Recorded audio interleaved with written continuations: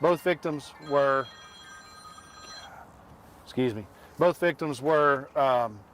secured inside the tower. Lowering process was started, and by 12:47 this morning, both victims were on the ground and being transported to local hospitals. They were both in stable condition, both just going to the hospital for precautionary measures. This time I'm going to pass the microphone over to Lieutenant Stephen Winchell. He'll be able to give you some details about the actual rescue and how we did what we did. Yep. Give me just a minute.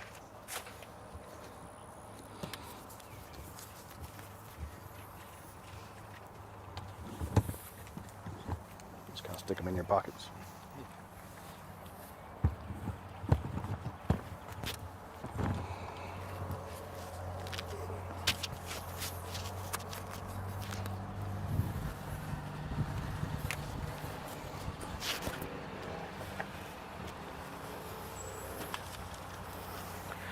All right, good to go. My name's Stephen Winchell. We're with the Longview Special Operations Team that's responsible for rescues that happen like this. So we had units incoming to this, various apparatus from all over the city. We ended up having a number of guys, including myself, coming off duty as well. Thankful for the chiefs and incident commanders that were here making the call to bring back some of our technical specialists to be here. This is not an everyday rescue. The crews that were here were doing hard work already, but it takes a lot of manpower work and teamwork to make this happen. We ended up having 14 guys on the tower. Our ropes are limited to at 300 feet at the most, 200 to 300 feet, and the balloon was sitting above 900 feet, close to 1,000 feet. So we had to not only get up, extricate the patients out of the basket of the balloon into the tower, but then hand them off rope by rope down the multiple pitches or sections down the tower. So I believe all total we were at 5 or so ropes just to get them all the way to the ground, handing them off on the way down. Ultimately, there's really only one way up this tower, and that's physically climbing it. We do have lanyards we clip in as we go for fall protection, but ultimately it came down to a bunch of people just putting in a lot of sweat equity and their fitness and training to work climbing this tower to be at different stages. We had 3 of us up at the top of the tower. We were able to help secure the balloon basket so it was not swaying and moving as much, get ropes and harnesses to the patients. They were able to don them with our instructions and get a high point anchor above them so that we could then swing them in a controlled manner to the tower. They were secure. Then we rigged them up and just lowered them one pitch at a time all the way down the rest of the tower. Overall, it was a pretty smooth operation, as much as it can be with all the challenges here.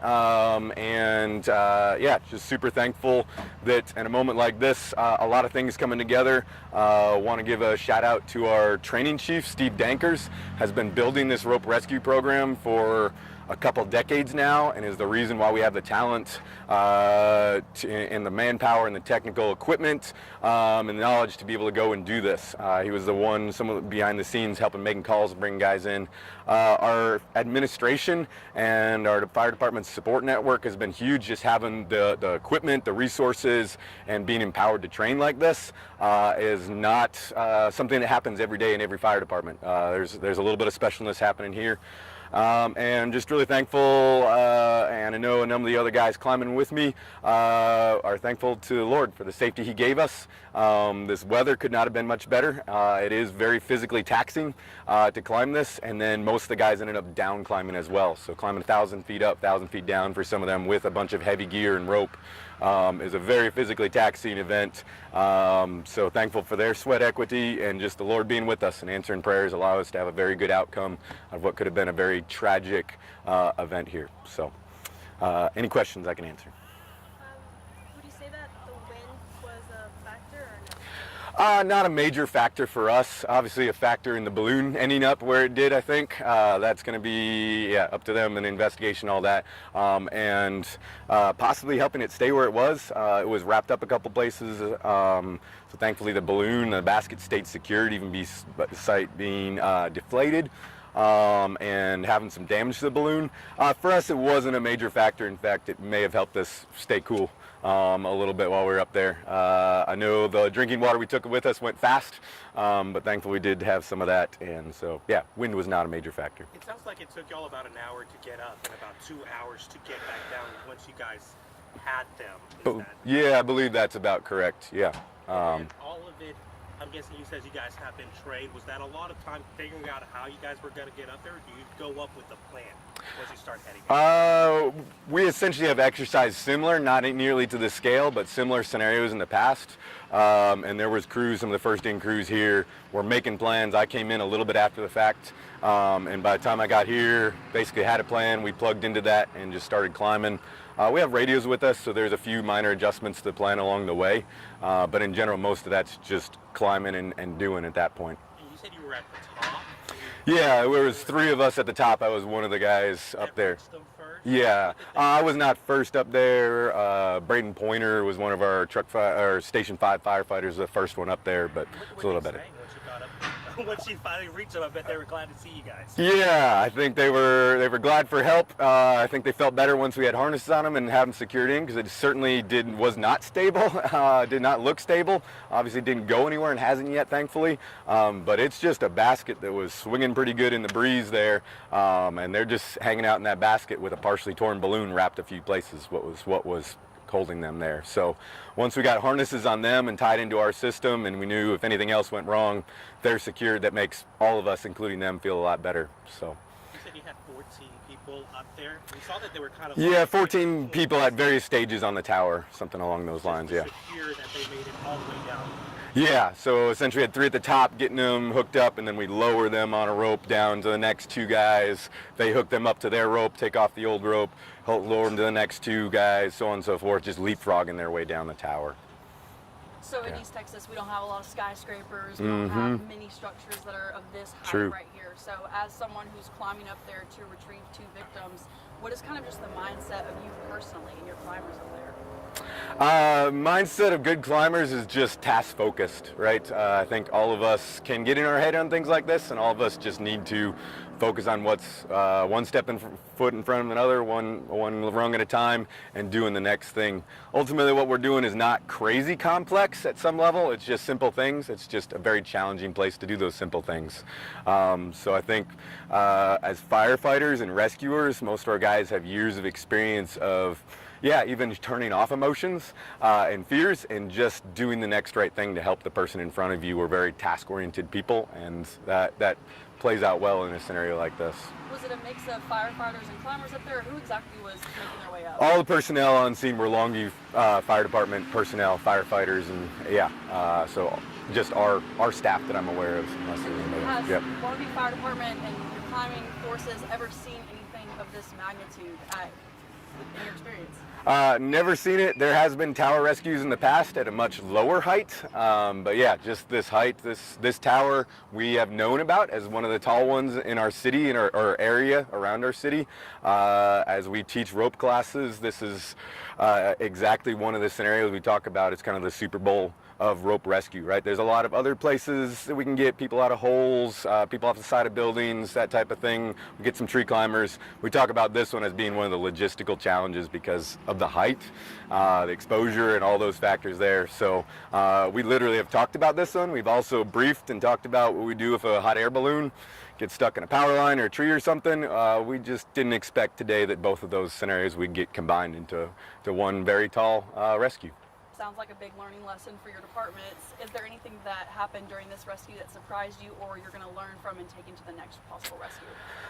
There's always learning points, and we're still in the midst of like processing those and thinking through those. I think you can never bring too much drinking water in a scenario like this. I had a half-gallon ice water with me, and I'll just say that went very fast amongst a few people. Other than that, we'll debrief other learning points. I would say, honestly, the thing that surprised me most is how smoothly this went. We train this multiple times a year, some sort of rope rescue, but this is not something we do every day. So for this to go as smoothly and safely and efficiently as it did is a testament to communications and people's mindset and the right people at the right places, making good choices and decisions.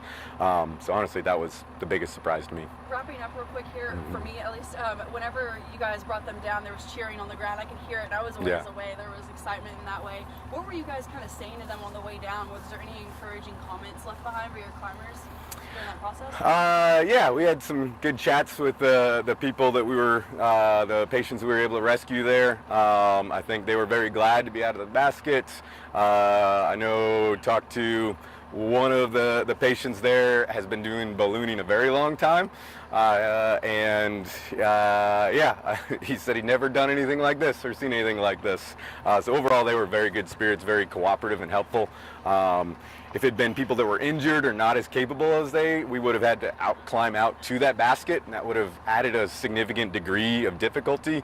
The fact that they were able to put on harnesses and follow our commands and all that sort of thing honestly made our job a lot easier. They did some scrambling and repositioning once they were tethered in that really helped us out and made our jobs a lot easier. So I couldn't ask for many better people to have rescued. It looked like they kind of zip-lined from the basket to the tower. I was watching through my camera lens, and they kind of just I believe there's some drone footage. We had that high anchor point, and essentially they're just a pendulum in. They were kind of helped lower themselves in. So yeah, they were able to just do that. Did anyone other than the two people rescued need medical treatment from your team? Not that I'm aware of. No medical treatment needed. And going back to whenever you got in contact with them,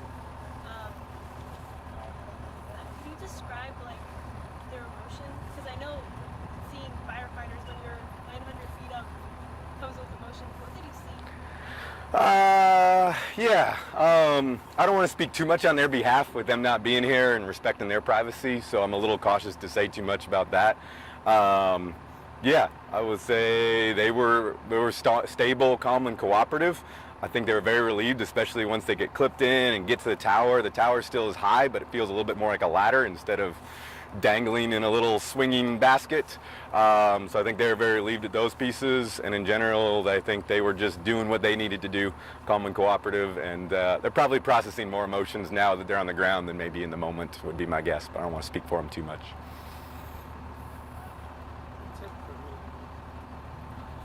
Thank you. Yeah. Yep. All right.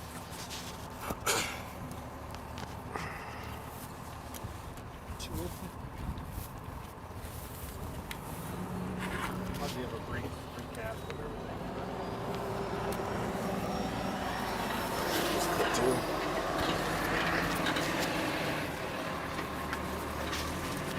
Thanks, sir. You want me to just introduce myself? Yeah. Oh, go ahead. They'll have to hear you, so just introduce yourself.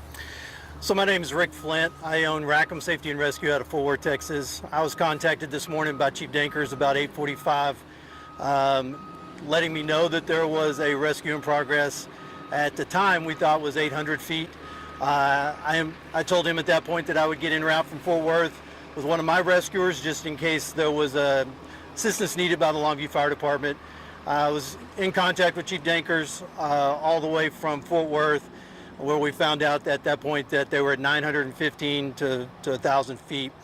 Once we got here, we knew that I had the victims on the tower and were more than halfway down. I've been doing telecommunications for 25 years, tower climbing, rescuing and training for 25 years. I've trained a lot of fire departments across the United States. And let me just tell you that the Longview Fire Department did something special today.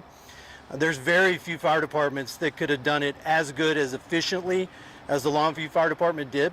I truly believe that every professional fire department in the continental U.S. can do this rescue, but timing is essence, okay? For them to actually physically get to 1,000 feet in an hour and 10 minutes is special in itself. I think a lot of professional tower climbers will tell you that's pretty legit. For them then to get the victims down in less than 4 hours safely, and then to get their team down after that safely with no injuries from that point on is a testament to their training. So from the telecommunications industry, I just want to thank you guys for what you've done. This should set precedents for other fire departments to concentrate on their high elevation rescue training. I'd also like to thank the tower owner. Vertical Bridge was involved throughout the rescue. I had talked to their person throughout the day. And I just hope from moving forward, one thing to say is that I hope tower owners will allow fire departments to be more active on their towers for training. It's definitely, I think, would be a lot easier for these guys if they had been able to train physically on these towers previously. It's always more of a challenge when you're doing it under stress and adrenaline. So, but job well done. I imagine when you were heading down here and you found out how high they were actually up there, what were the worries that you had in your head, or what were the things that you thought could go wrong in a scenario like that? Well, there's a lot of things that can go wrong. I know Longview Fire Department, been working with them for the last 4 years in different areas, so I knew their expertise. When Chief Dankers told me Stephen Winchell was on the tower, or was going to be on the tower, I was a lot more at ease because I know him.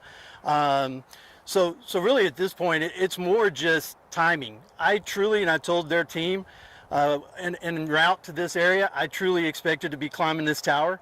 I did not think that they were going to be able to get up there, get their patients and get them down in this amount of time.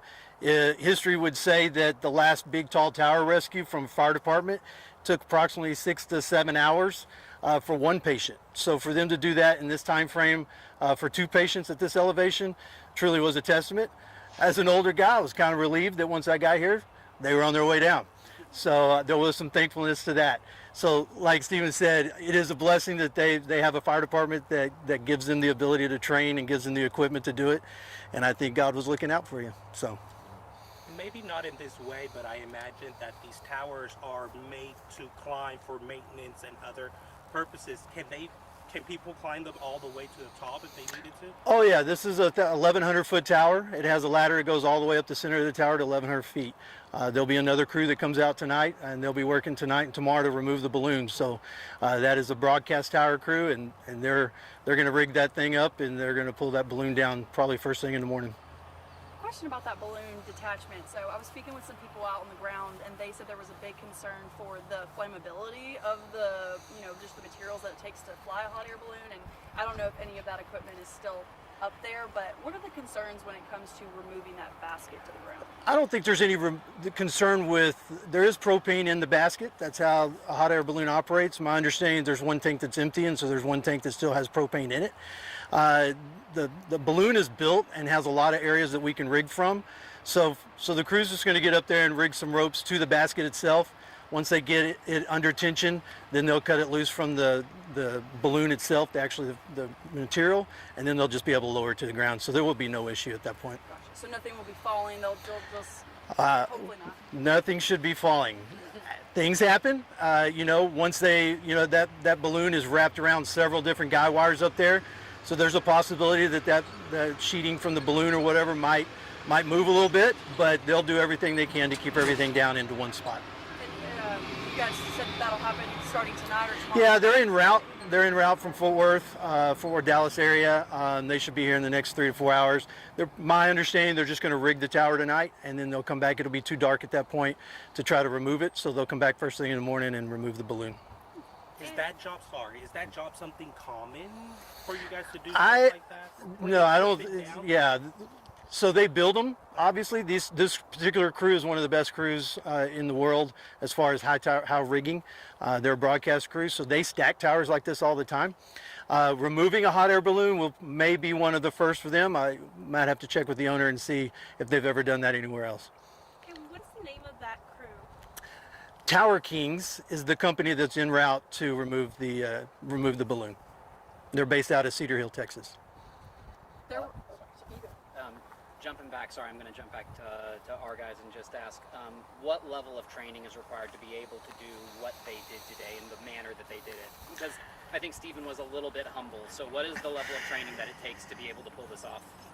Well, let me just clarify. To my understanding, you've not actually climbed and physically done training on a tower at 1,000 feet. Not at 1,000 feet. Yeah, no. So it is remarkable. I train telecommunication climbers and broadcast climbers at these elevations, and we train those guys to rescue each other. for a fire department with no training at that elevation. Now, I know that Longview Fire Department trains in a lot of different types of rescues, rope rescues at high elevations. But again, just like you stated, there's not a lot of tall buildings out here. So we're talking water towers, 150, 200 feet is probably where they've done most of their training at. So to get up there in that 1,000-foot range is truly remarkable. The amount of people that responded to it, you came from Fort Worth, there's more crews coming from Fort Worth. Can you kind of give a brief, I don't know who this would be a question for, but... I'm going to fix and give you all that. Okay, perfect. That'll be you. I was going to ask about all the crews that responded and how many, because I just saw Pine Tree. Good. Any other questions for Rick? Rick, could you spell your first and last name? First name is Rick, R-I-C-K. Last name is Flint, F-L-Y-N-T. And your position with, I own Rackham Safety and Rescue. And back to Marcus to wrap us up. Thank you.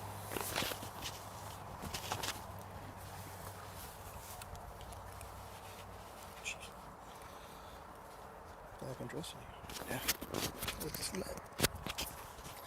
We're going to have these wires all tangled up. I know, right? Okay, just to recap, at approximately 8:13 this morning, the Longview Fire Department received notification that a hot air balloon had struck the tower. Crews arrived shortly after and began the rescue operations. We were assisted by Judson Metro Fire Department, the East Mountain Fire Department, East Mountain Police Department, Longview Police Department, Texas DPS, Gregg County Sheriff's Office, and Upshur County Sheriff's Office. There's multiple agencies, and we want to thank everyone for coming out and help us. This was a very complex rescue, as you've been talking about the last few minutes, and we're very, very proud of the firemen that went up and took care of that issue at 925 feet. So that was quite remarkable.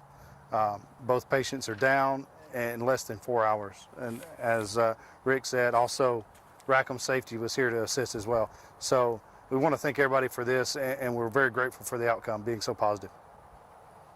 I know Longview is a hot air balloon community, right? It is. Just speaking on the fact that you don't see this every day, right? No, thank goodness. Right.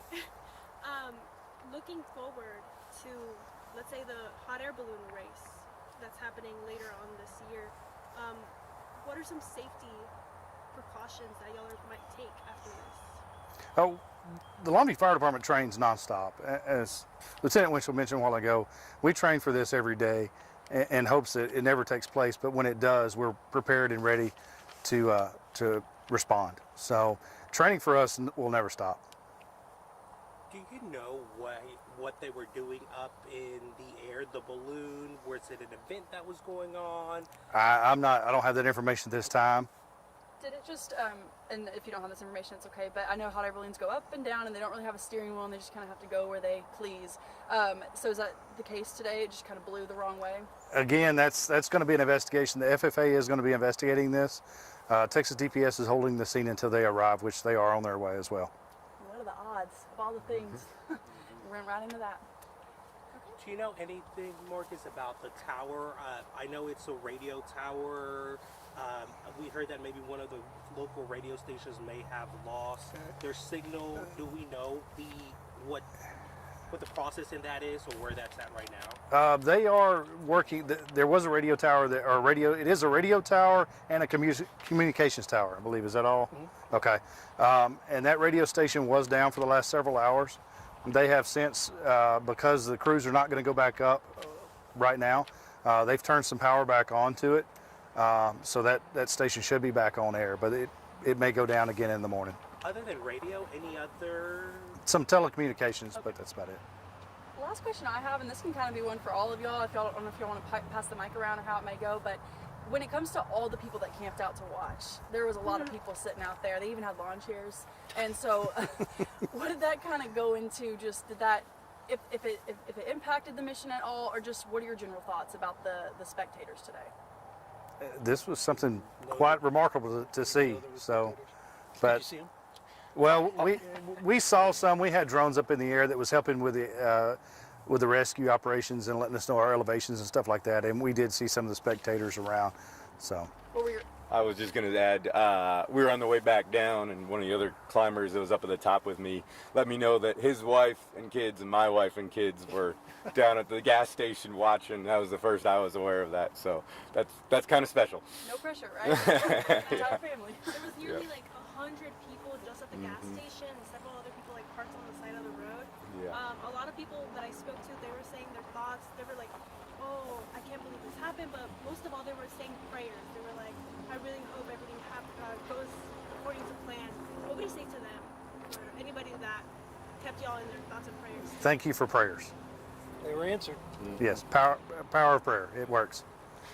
This was a very complex rescue that it's huge, and we're very, very thankful that the outcome turned out the way it did. When it comes to the agencies, you mentioned the agencies that work with you guys. When it comes to the equipment, I saw the drone obviously was one of the things that you guys were using. Is that all stuff that you guys have, or did other agencies? We had provide drones from Gregg County Sheriff's Office, the Longview Police Department, and the Longview Fire Department, all up today. any other equipment that you guys use other than the harnesses and the ropes to get them down? There's a lot of technical rescue equipment, our communications. So And that's all stuff that you guys that's have. all stuff that we have, yes. Yeah. Combination of fire department gear, and there's a lot of climbers here. Our firefighters were here with their personal gear as well. They're invested enough in this trade, in this specialty, that a lot of guys showed up and they've invested a lot of their own time, effort, money into gear and training and proficiency. So some of it was personal gear as well as primarily Longview Fire Department equipment, hardware, ropes, etc. How heavy is the average gear that you take up with you for this kind of thing? I don't know, the guys that were climbing the ropes, 300-foot ropes, I know there was one guy in particular. I did not climb with a rope. There was one of the guys up at the top. He climbed a 300-foot rope up there.